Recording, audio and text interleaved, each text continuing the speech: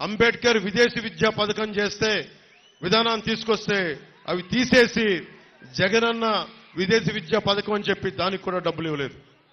మేము రాగానే ఆ పేరు తీసేసి అంబేద్కర్ గారికి గౌరవం ఇచ్చేలాగా ఆ జై భీమ్ అన్న దానికి గౌరవం ఇచ్చేలాగా అంబేద్కర్ విదేశీ విద్యా పథకాన్ని తిరిగి తీసుకొస్తాం. మనస్ఫూర్తిగా చెప్తా ఉన్నాను. ముఖ్యంగా పరిశ్రమలు రావాలి ఇక్కడికి.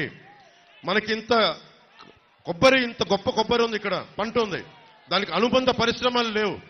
నిజంగా కేరళ లాంటి చోట్ల ఆ కొబ్బరి పీచుని రోడ్లకి ఒక లేయర్గా వాడతారు. దాని మీద బోల్డ్ మన అంబాజీపేటలో జాతీయ పరిశోధనా కేంద్రం ఉన్నా కానీ దాని ఫలితాలను మనం వాడుకోలేకపోతున్నాం.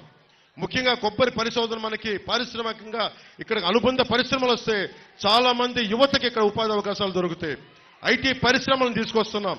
నిన్న చంద్రబాబు గారు మేము అనుకున్నట్టుగానే చెప్పారు, సభలో కూడా చెప్పారు, వర్క్ ఫ్రమ్ హోమ్. మీ తల్లిదండ్రులను వదిలేసి మీరు ఎక్కడికి వెళ్లాల్సిన అవసరం లేదు. ఇక్కడ మన గన్నవరంలోనే ఉండి మన ఇళ్లలోనే ఉండి మీరు విదేశ మార్గం సంపాదించుకునేలాగా మీకు జీతాలు వచ్చేలాగా ఆ పరిస్థితిని మేము తీసుకొస్తాం.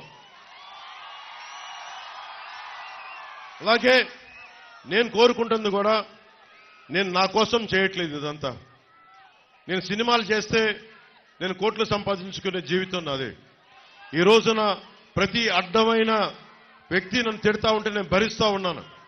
నేను మీ భవిష్యత్తు కోసం, మీ బిడ్డల భవిష్యత్తు కోసం 2047 ప్రధానమంత్రి గారు ఒకటే కోరుకున్నారు, మనకి భారతదేశంలో విదేశాలకు వెళ్లాల్సిన అవసరం లేకుండా విశ్వవిద్యాలయాలు ఇక్కడే బలంగా చేయాలి. యువతకి స్కిల్ డెవలప్మెంట్ చేయాలి. ఇందాక మాట్లాడుతూ ఉన్నారు. కులాల దీంతో పాటు కులాల సెన్సెస్ తో పాటు నేను కోరుకుంటుంది కూడా ఈ రోజున చంద్రబాబు గారి ముందు దృష్టిలో పెడతా ఉన్నాను. ఇంతమంది యువతున్నారు, మీ అందరి దగ్గర కూడా మీకు ఏ స్కిల్ ఉంది, మీ దగ్గర ఎలాంటి స్కిల్ డెవలప్మెంట్ కావాలి. నాలాంటి వాడే ఉన్నాడు మా అన్నయ్య చిరంజీవి గారు.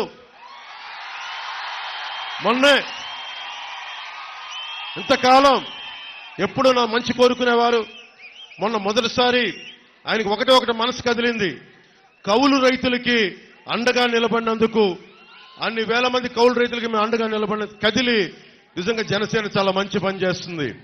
ఎలాంటి కూటమి మీకు బాగుండాలని కోరుకుంటూ నాకు ఒక 5 కోట్ల రూపాయలు జనసేన పార్టీకి విరాళంగా ఇచ్చారు. ఏ సందర్భంలో చెప్తున్నానంటే స్కిల్ డెవలప్మెంట్ ఉద్దేశించి చెప్తా ఉన్నా.